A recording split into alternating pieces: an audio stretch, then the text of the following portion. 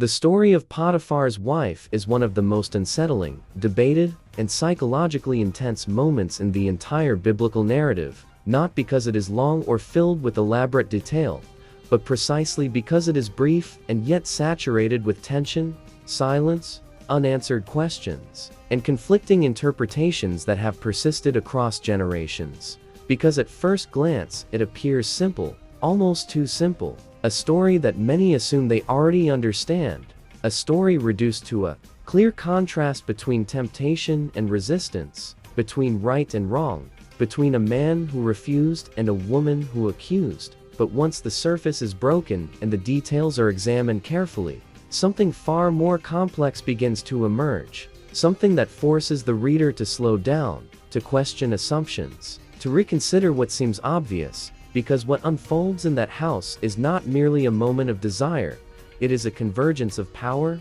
vulnerability, control, rejection, reputation, fear, and narrative. And within that convergence lies a reality that is far more disturbing than a simple moral lesson. Everything begins long before that moment, because Joseph does not arrive in Egypt as a man in control of his life. He arrives as someone who has already been shattered by betrayal, sold by his own brothers, stripped of his identity, separated from his father, removed from everything familiar, forced into a foreign land where he has no influence, no protection, and no ability to determine his own future. And that starting point is critical, because it shows that Joseph is already living inside a reality where injustice is not theoretical, it is personal. It has already shaped him. It has already marked him in ways that cannot be undone. When he is brought into the house of Potiphar, he enters not as a guest, not as an equal, but as a servant, someone whose existence depends entirely on the will of another, someone who cannot simply walk away if something becomes dangerous, someone who must navigate every situation with caution, because his freedom does not belong to him. And yet, within that limitation, something begins to change. Not through manipulation, not through strategy, but through consistency, through discipline, through the quiet strength of someone who chooses to act with integrity, even when there is no visible reward. Potiphar begins to notice this, not instantly, but gradually, first as a small impression, then as growing trust, and eventually as a decision to place increasing responsibility in Joseph's hands, until the moment arrives when almost everything in the household is entrusted to him. And that shift is essential, because it transforms Joseph from an invisible figure into a visible presence, from someone overlooked into someone recognized, from a background worker into a central figure within the house. And that visibility places him in a position where he can be seen, not only by his master, but by someone else whose attention will alter everything. Potiphar's wife. Her name is never recorded, and that absence has influenced how she is perceived, often reducing her to a role rather than understanding her as a person operating within a system of power, expectation, and emotional complexity. But even without a name, her position grants her authority, and her actions carry weight, because in that environment her voice is not neutral.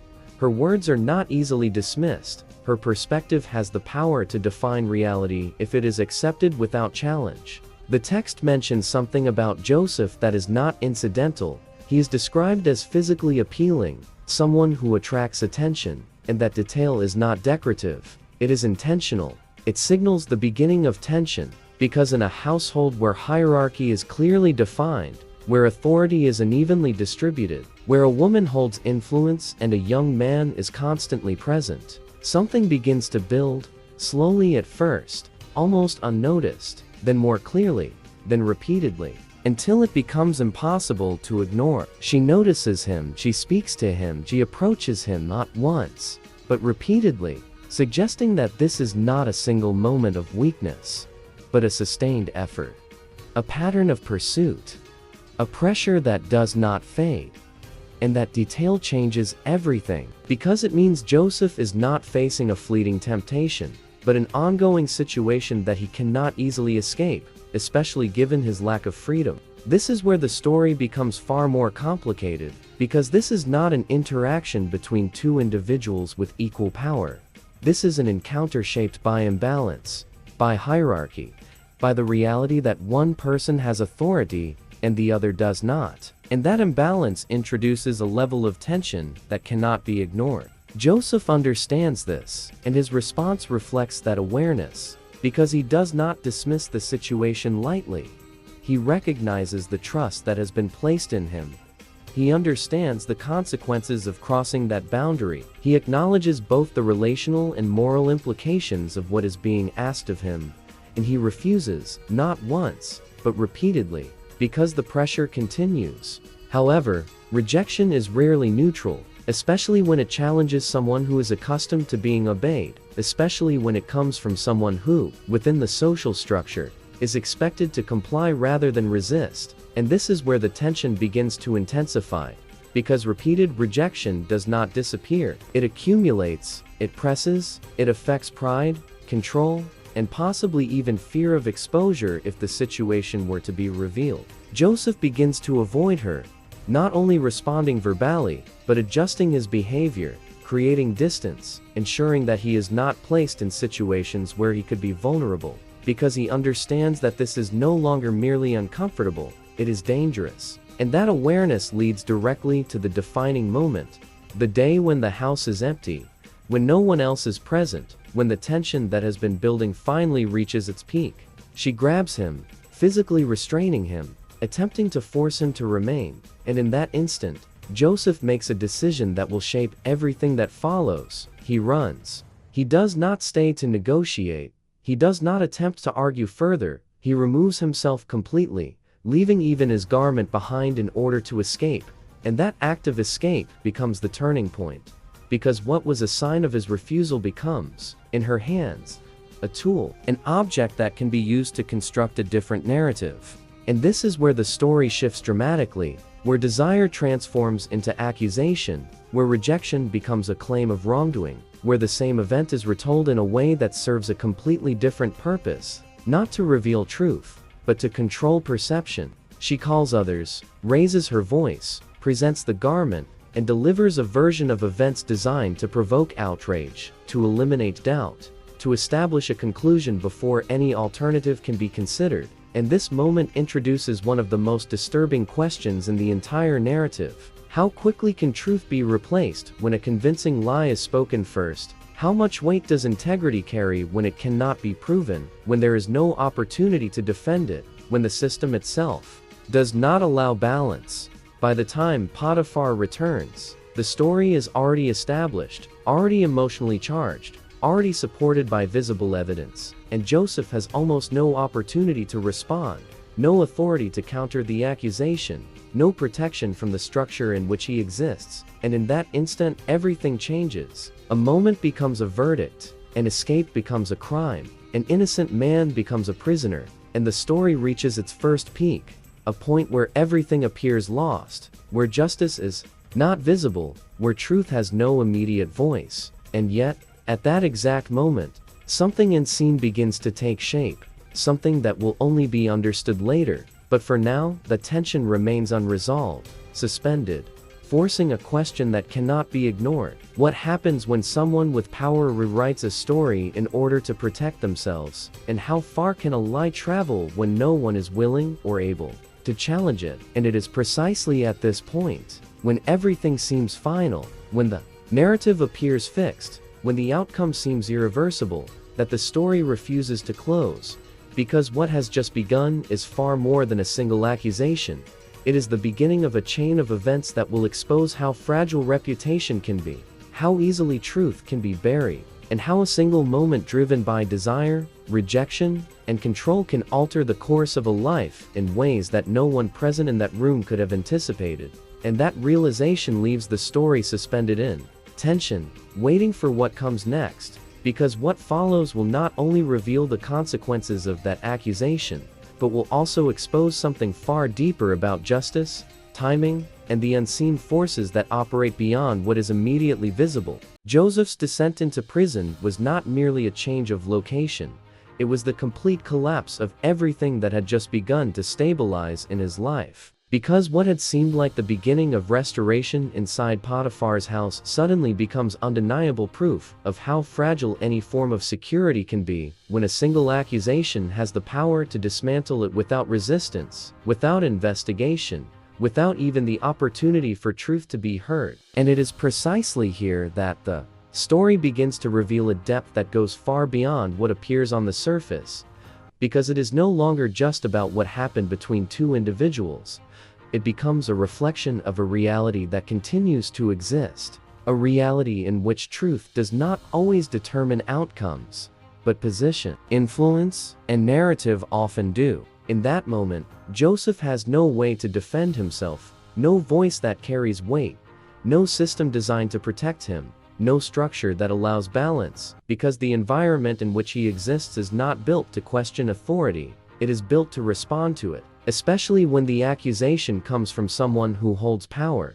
And that is what makes this moment so disturbing, because it exposes how quickly a person can move from trust to suspicion, from responsibility to confinement, without any change in their own actions. The prison into which Joseph is thrown is not only a physical place, it is also a representation of something deeper, a symbol of what happens when truth is contained while falsehood moves freely, when a reputation is decided without full understanding, when a narrative becomes reality simply because it is accepted first. And within that confinement, Joseph once again finds himself facing a pattern that has followed him, a pattern in which he suffers the consequences of decisions made by others, not because of failure, but despite doing what is right. Yet, what makes this moment even more powerful is not only what happens to Joseph, but what remains within him. Because even in confinement, even in injustice, he does not lose his character. He does not abandon his integrity. He does not allow the external situation to redefine who he is internally. And that creates a tension within the story that is impossible to ignore, because it shows that while circumstances can be altered by falsehood, identity does not have to be. As time passes, Joseph begins once again to gain trust within the prison, not because his situation has improved, but because his nature remains consistent, and that repetition reinforces a central theme, that integrity is not dependent on environment, it is revealed through it. Meanwhile, the action of Potiphar's wife continues to echo beyond the moment in which it occurred, because her accusation was not just an event, it was the origin of everything that follows, and that leads to one of the most uncomfortable and often unspoken questions within this entire narrative. Did she fully understand the consequences of what she was doing? Was she aware of the outcome her words would create? Or was her reaction driven by wounded pride, by rejection, by a desire to protect herself at any cost? Because there is a difference between reacting in a moment and sustaining a narrative that will destroy another person's life. And that difference defines the weight of her decision. The text does not provide clarity on her internal state. It does not describe regret. It does not reveal hesitation. It does not offer insight into whether she ever questioned her own version of events. And that silence leaves space for interpretation. But regardless of interpretation, one reality remains unchanged. Her words were accepted, and Joseph paid the price. As Joseph continues to move forward within the prison, interpreting dreams, gaining favor, slowly moving toward what will eventually become elevation, the shadow of that accusation remains present, because it is the point from which everything shifted. And that contrast between apparent downfall and future rise is one of the most powerful elements of the story, because it demonstrates how something that begins as injustice can become part of a larger process that is not immediately visible. However, at this point in the narrative, Joseph does not know that. He does not see what is coming. He does not understand how this situation will connect anything beyond his current suffering. And that is important, because it allows the weight of injustice to remain real, unsoftened, unresolved. It allows the tension to exist without immediate relief. And it is within that tension that the figure of Potiphar's wife becomes even more significant, because she represents the moment when someone chooses to control the narrative, when a version of events is established without challenge, when one voice becomes dominant simply because it has the power to be heard, and that leads to a broader reflection that cannot be avoided. How many stories have been defined by a single perspective simply because it came from a position of authority? How many truths have been hidden behind more convenient versions? How many lives have been altered because someone else's voice was louder, stronger, or more believable? These questions do not belong only to the past. They continue into the present. They remain relevant. They remain uncomfortable. And they are precisely what gives this story its lasting impact, because it forces the listener to confront realities that extend far beyond the narrative itself. And just when it seems that everything has settled into injustice, that the lie has prevailed, that the truth has been buried, the story reaches a point of tension that feels almost unbearable, because it pauses exactly where resolution is expected, leaving everything suspended, unresolved, open. And it is in that moment that something deeper begins to unfold, something unseen, something that cannot yet be explained, something that suggests that what appears final may not actually be the end. And if you have stayed until this point, it is not by accident, because something in this story has held your attention. Something has made you question. Something has made you look beyond what seems obvious. And that is exactly where many people stop.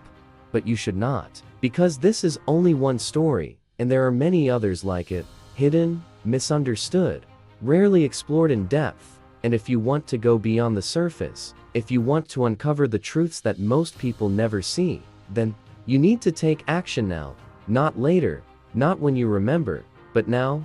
Follow this page, subscribe to this channel, because here these stories are not told in a superficial way.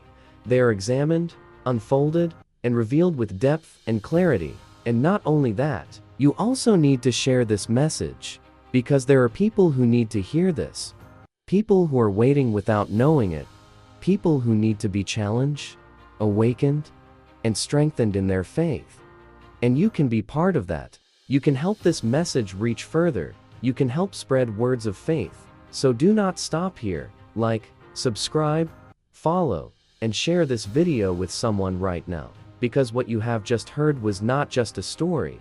It was an invitation to see beyond. And what comes next will change everything.